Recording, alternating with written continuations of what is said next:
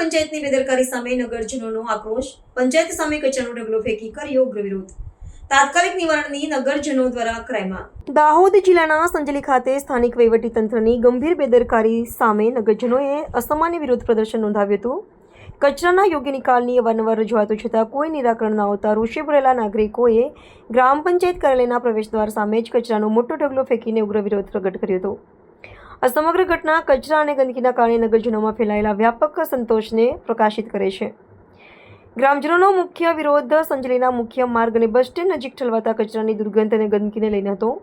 આ ગંદકીના સામ્રાજ્યને કારણે શાળાએ જતા વિદ્યાર્થીઓ, મંદિરે દર્શનાર્થે જતા શ્રદ્ધાળુઓ અને બસ સ્ટેન્ડનો ઉપયોગ કરતા મુસાફરો ભારે હાલાકીનો સામનો કરી રહ્યા હતા। વળી સમગ્ર વિસ્તારમાં મચ્છરજન્ય અને ઋતુજન્ય રોગો જેવા કે શરદી, ખાંસી, તાવ અને મેલેરિયાએ માઝા મૂકી છે, જેના કારણે ભયંકર રોગચાળો ફાટી નીકળવાની દહેશત ઊભી થતાં લોકોમાં વ્યાપક ફફડાટ અને રોષ જોવા મળ્યો હતો।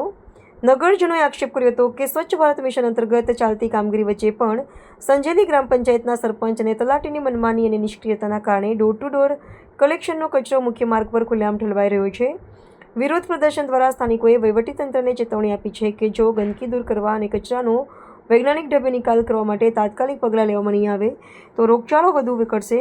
નગરજનોએ સત્વરે આ સમસ્યાનું નિવારણ લાવવા અને ગ્રામ્ય વિસ્તારમાં સ્વચ્છતા જાળવવા માટેની માંગ કરી છે।